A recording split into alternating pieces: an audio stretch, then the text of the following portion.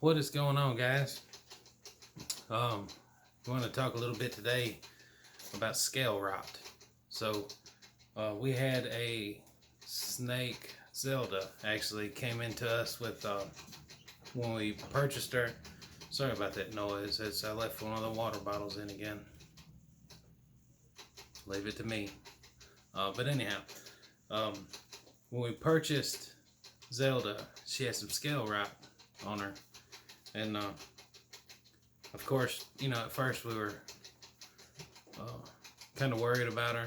We're afraid it was on her belly, so we didn't know how bad it was going to be. But we did find, I found a video. I stumbled on a video somewhere, or maybe I asked it in a Facebook group. What's the best way to handle scale rot? And there were several different things that people said, and one of the more expensive ones everybody always goes to first is to go to the vet. And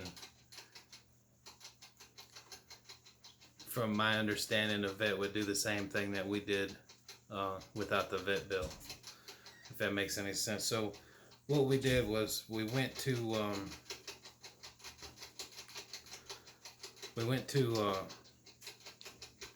Walgreens.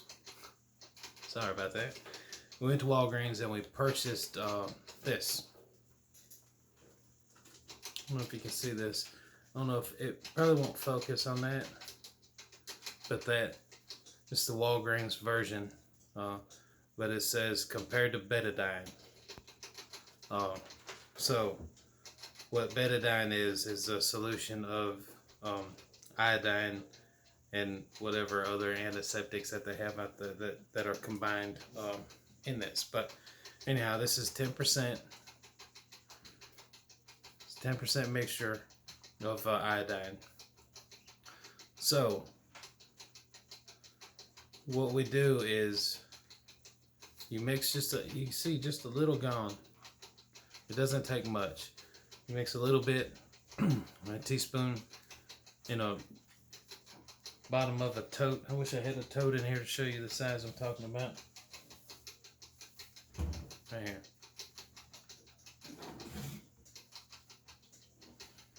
Put a little bit in a tote this size. It took the whole camera. Put about this much water to a teaspoon or a teaspoon and a half betadine, and that is actually you let them soak. It's not gonna hurt your animal. It will not hurt your animal, but you let them soak in it, and it works miracles on scale rot. You can also use it on burns if you happen to get a burn. Sorry, I had some dog hair or something in my eye. If you happen to get a burn on the bottom of one of your snakes from not keeping everything controlled like you should, sometimes they can lay on or a lizard even, they can get burnt, and you just put a little bit of this in some water, let them soak for about 30 minutes, 45 minutes, and take them out, and then do it again the following day. So it works wonders. It cleared her up. Her neck shed, she shed it off, and everything. She looks good now. So that's for scale rot. And I mentioned before, I think I've mentioned in several videos about the Pedialyte. So Pedialyte soaks actually do them really good as far as rehydrating themselves and replenishing their body with anything that they may have lost over time. We don't soak regularly. That's not something that we do regularly. But if we have a snake that's looking down a little, we definitely do. We do soak. So I know that people don't agree with soaking your snakes, but it works for us. We haven't had any problems. So that's what we do. So if you have a snake that's dehydrated, I definitely suggest a Pedialyte mixture. I think I went over that in one of the other videos. Pedialyte mixture helps a lot with dehydration. And of course, all this was a learning experience for us on Zelda. When we got her, she was extremely dehydrated. and she had scale rot. We were told that she just shed prior to us purchasing her, that she had eye caps stuck. And I don't know, she was just a beautiful snake, and to be honest with you, we kind of felt bad for her. So we went ahead and picked her up. And that is, she's a pewter, she's our pewter snake. I'm sure I've showed you guys a video.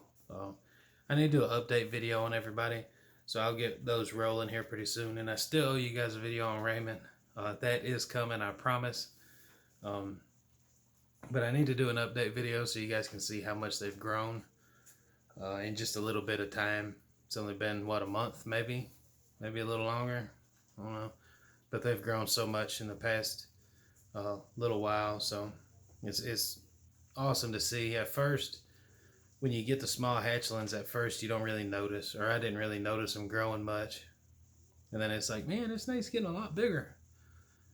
And then next thing you know, they're a good sized snake. You know, like Link over here, he's laying out right now. I think he's going to his water bowl. But anyhow, when we got him, he was just a tiny guy. He was maybe as big around as a quarter, I don't know, maybe 16 inches long.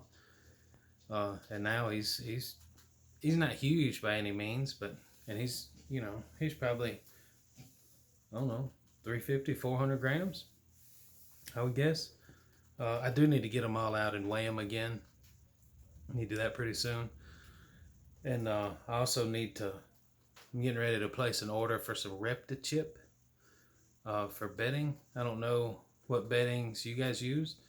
Reptichip works good for us because, like I've mentioned, we have all these open top aquariums, and the Reptichip does hold a lot more moisture than most of the others. So I need to order that, get these guys cleaned up and sterilized real good again. That'll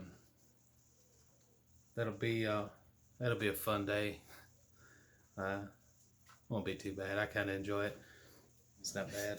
But yeah, so they've all shed out, so they need to be changed.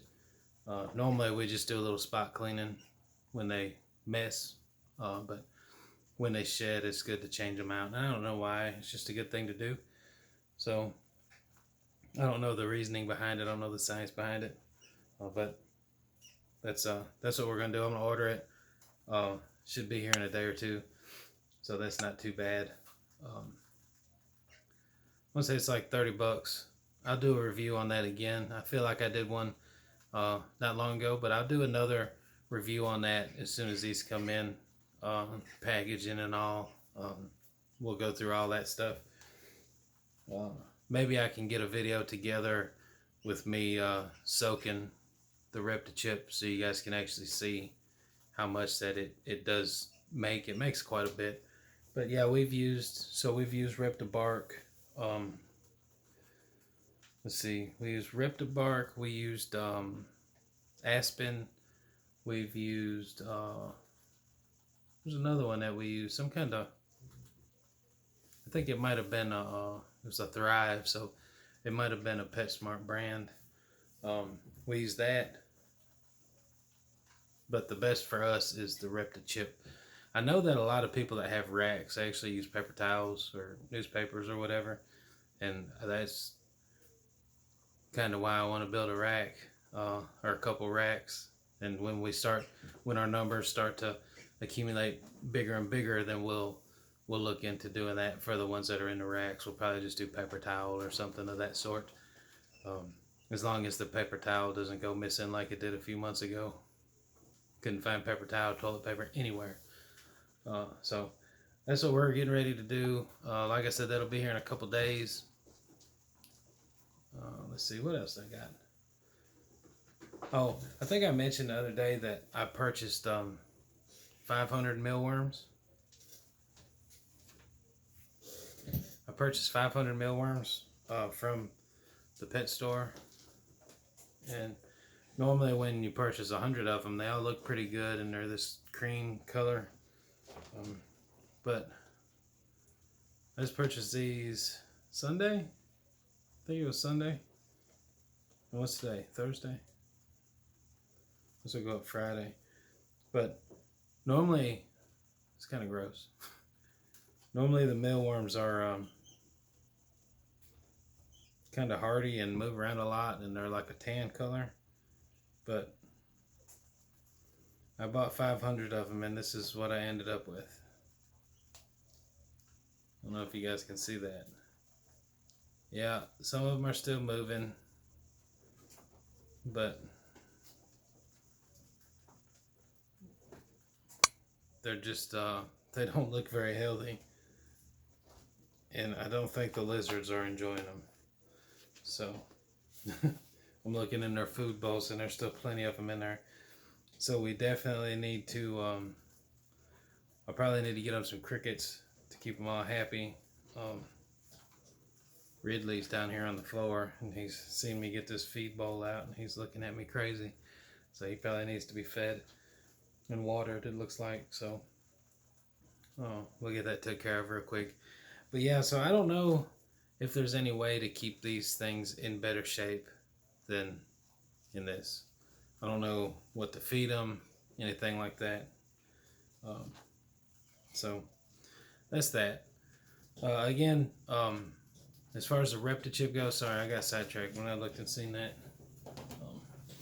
As far as the Reptichip goes, let me know what you guys use for bedding. What kind of bedding do you guys use? I'd like to know. I'm open to try other bedding. I must say though, for the money, it's the best deal that I've gotten, because you get a lot more. The Reptibark, you buy it in a 26 quart bag for $26 to $29 depending, but the Reptichip is $29 for a 10-pound block that makes roughly 72 quarts. So as far as the money is concerned, Reptichip is the way to go, in my opinion. Alright, that's all I got, guys. Let me know your thoughts down below. Please comment, share, like, subscribe, help me grow this channel. I sure would appreciate it. I will see you guys on the next one.